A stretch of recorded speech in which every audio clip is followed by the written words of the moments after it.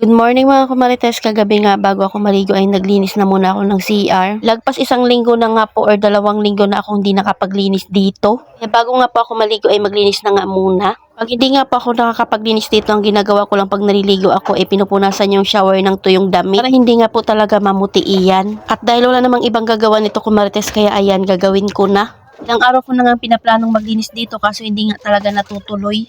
At dahil hindi naman maglalabas si Jowa dahil nakapaglaba na siya ng Friday, ako naman nga po ang gagawa dito sa CR. Kaya pinagtatabi ko na nga muna yung nakapatong dyan para naman nga po mapunasan ko. Tignan nyo naman yung salamin ay kita na nga po yung mga bakat ng tubig. Ngayon ko nga lang po sa paglinis itong aming salamin. Hindi lang naman itong linisan dahil pupunasan mo nga lang ito. Nag-grocery nga kami ni Jowa ay kasama na nga rin po pang stock dito sa aming CR. Kaya lang hindi pa nga yun nabubuksan kaya wala pa akong mailalagay dito. Magre-refill na nga rin po ako ng shampoo namin kumarites dahil ubos na nga po iyon. Busy pa nga rin po sila manood kaya naman hindi pa rin talaga kami nagsasarado. Ilang years na nga ako marites na ito talaga yung gamit kong shampoo.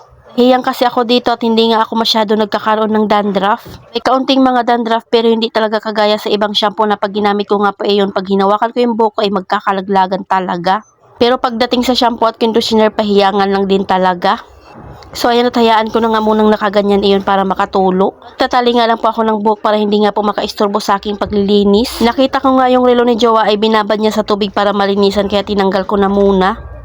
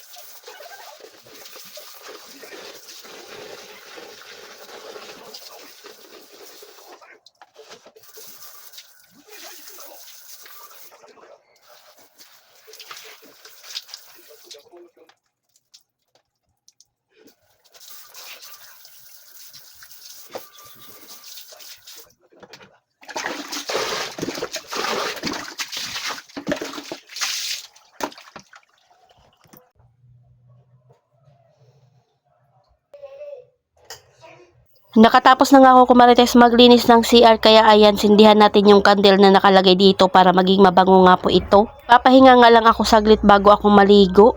Ang sarap na naman ngang tumambay dito sa CR kumarites dahil sa mabango na, amoy malinis pa. O diba, at wala nang kakalat-kalat dyan. May papagawa pa nga ako kay Jowa dito pero hindi pa nga natutuloy dahil busy pa nga siya sa trabaho. Ilang buwan na nga pa itong shower namin pero hindi pa nga rin po ito namumuti. Ang ginagawa ko nga kumarites pagkatapos kong maligo ay pinupunasan ko iyan ng tuyong basahan. Pag walang tuyong basahan, ginagamitan ko naman nga po ng tuyong damit.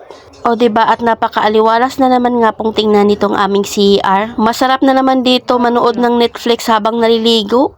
Ang ganda rin talaga pag may scented candle nga po sa ating CR, nakakasosyal tingnan. Mabango yung CR, maayos yung tindahan, yung tindera na lang amoy ewan. Kaya naman sarili ko na naman nga po yung aking lilinisin. So ayun lang muna ko Marites, salamat sa panonood. Follow for more, God bless. Sana i-share nyo na nga rin po itong aking video.